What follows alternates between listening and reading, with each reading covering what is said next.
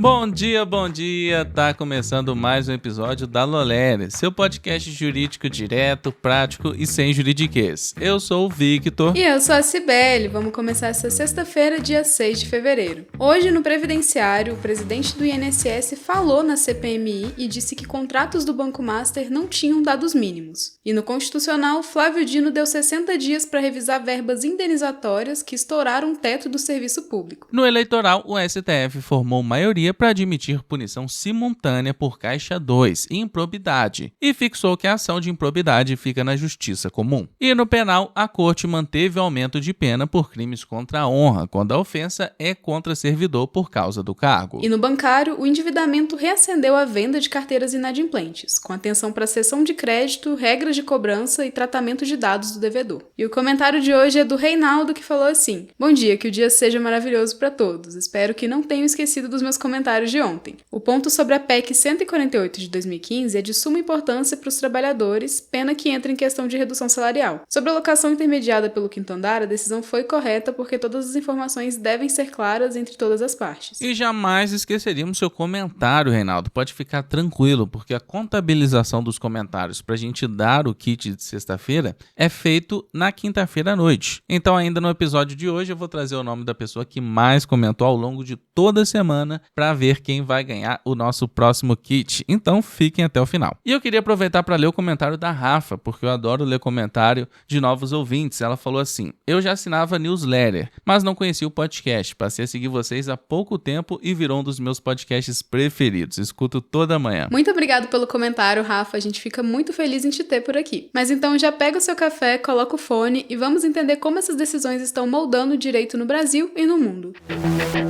E vamos começar com o direito previdenciário. Na CPMI das fraudes no INSS nesta quinta, o presidente Gilberto Oller Jr. disse que nunca se reuniu com Daniel Vorcaro do Banco Master. Ele relatou reuniões com dirigentes e advogados do banco em 31/10 e 10/11 de 2025, quando o INSS pediu acesso aos contratos por ver indícios de irregularidades no consignado. Segundo Oller, a documentação apresentada não tinha dados básicos de controle como valor, juros e o custo efetivo total. Ele também apontou fragilidades na assinatura eletrônica atribuída aos beneficiários sem validação que permitisse verificar a autoria com parâmetros apresentados ao Instituto. Com isso, afirmou que não havia base para afirmar termo de compromisso para sanar irregularidades naquele momento. No mesmo dia, a CPMI tinha requerimentos de quebra de sigilos bancário e fiscal ligados ao banco na pauta, mas a votação foi adiada após acordo entre lideranças, segundo a imprensa. No jurídico, CPMIs têm poderes investigatórios, segundo o artigo 58, parágrafo 3º, inclusive para quebras de sigilo, desde que motivadas e pertinentes ao objeto. Na prática, o caso pressiona a revisão de controles do consignado e pode gerar encaminhamentos a órgãos competentes. Agora me diz, você usou seu endereço da sua casa para abrir o CNPJ, né? Muitos advogados fazem isso ao formalizar o escritório, mas atenção, além da possibilidade de aumento no valor do IPTU residencial, essa escolha pode trazer riscos como falta de privacidade e até fiscalizações no seu endereço de casa. Mas a solução é bem simples. É só usar um endereço fiscal só para o registro do CNPJ e para notificações oficiais. Essa distinção protege sua imagem, reduz riscos de atuação e transmite mais credibilidade para você. E o melhor, na Digi, todos os clientes podem utilizar nosso endereço fiscal gratuitamente. Quer saber mais? Fale com a Digi pelo link da descrição. E vamos voltar com o direito constitucional. Nesta quinta-feira, dia 5, o ministro Flávio Dino, do STF, determinou que órgãos do Executivo, Legislativo e Judiciário em todos os níveis revisem em 60 dias pagamentos que levem a remuneração acima do teto, o subsídio de ministro do STF, de R$ 46.366,19. Ele condicionou a continuidade à previsão legal expressa e previu suspensão do que não tiver base normativa ao fim do prazo. O caso surgiu de reclamação de entidade de procuradores municipais em disputa envolvendo honorários de sucumbência e subteto estadual. A associação sustenta que deve prevalecer o teto nacional. Dino ampliou o debate para tratar do uso de verbas indenizatórias e honorários como forma de ultrapassar limites constitucionais. A decisão se ancora no artigo 37, especialmente no inciso 11, e em princípios como legalidade e moralidade. O despacho aponta descumprimento generalizado da jurisprudência do STF sobre o teto, com proliferação de parcelas rotuladas como indenizatórias. Também foi exigida transparência. Os órgãos devem listar verbas e auxílios com valores, critérios e fundamento legal. O despacho indica que o tema deve ser levado ao plenário e menciona comunicações a autoridades e órgãos de controle.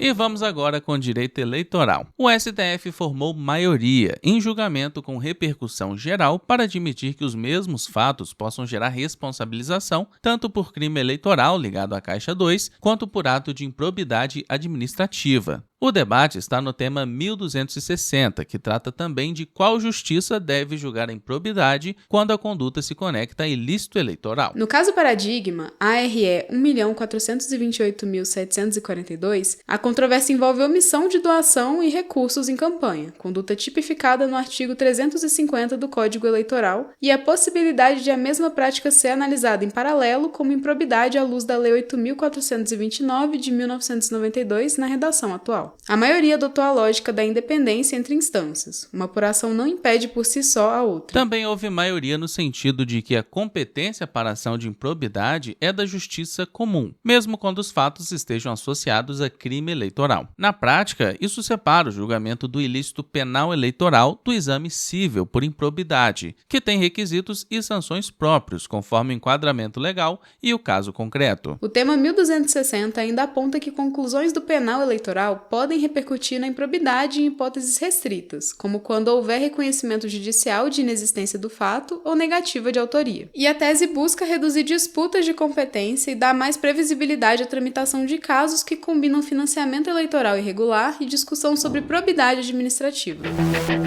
E vamos agora com o direito bancário. Com endividamento mais alto e crédito mais caro, bancos têm intensificado a venda de carteiras inadimplentes, créditos vencidos ou de difícil recuperação para empresas especializadas. Dados do Banco Central indicam que o endividamento das famílias fechou 2025 em 49,8% do rendimento anual e o comprometimento de renda com dívidas chegou a 29,3%, apontado como o máximo histórico na série. Juridicamente, isso costuma ocorrer por cessão de crédito. O credor original transfere a outro agente o direito de receber a dívida mediante pagamento. No mercado financeiro, a operação se conecta também a estruturas como securitização e FIDCs, com exigências de documentação e comprovação do lastro dos créditos cedidos. Para o devedor, a cessão não extingue a dívida, muda apenas quem tem legitimidade para cobrar. E a cobrança continua sujeita a limites, especialmente na esfera consumerista. Seguem vedados constrangimento, práticas abusivas e exposição indevida, além da necessidade de transparência sobre a origem do débito, valores e encargos. Outro ponto sensível é o tratamento de dados pessoais na transferência de informações para cobrança e gestão do crédito, com atenção a bases legais e princípios como finalidade, necessidade e segurança. Na prática, essas operações costumam gerar discussões sobre prova da cessão, cadeia de titularidade, regularidade documental e cálculo do saldo, que impacta diretamente o contencioso.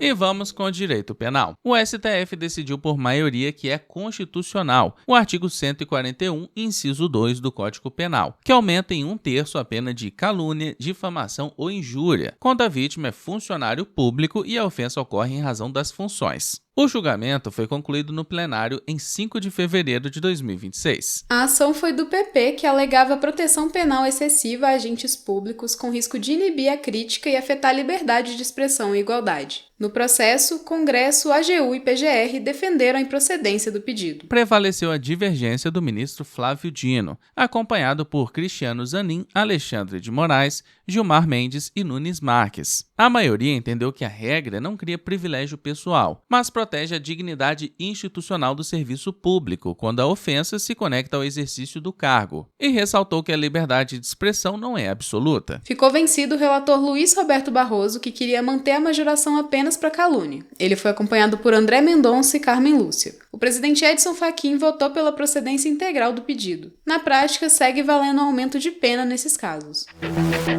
E agora a gente vai fazer um giro pelas principais matérias civilistas. A terceira turma do STJ, por maioria, entendeu que, extinta a execução pelo reconhecimento da prescrição, os honorários sucumbenciais devem observar o proveito econômico do executado, correspondente à desnecessidade de pagar o débito, aplicando-se a ordem do artigo 85, parágrafo 2º do CPC de 2015. A terceira turma recursal dos juizados especiais do DF reconheceu falha de segurança bancária por não acionar bloqueio cautelar em Pix de alto valor fora do perfil do cliente, mas apontou culpa concorrente do consumidor, limitando a restituição material à metade do prejuízo. O STJ decidiu que pretensão indenizatória fundada em violação de obrigação contratual envolvendo direitos autorais não altera o prazo prescricional aplicável à responsabilidade contratual, incidindo a prescrição decenal do artigo 205 do CC e não a trienal do artigo 206, parágrafo 3º, inciso 5º.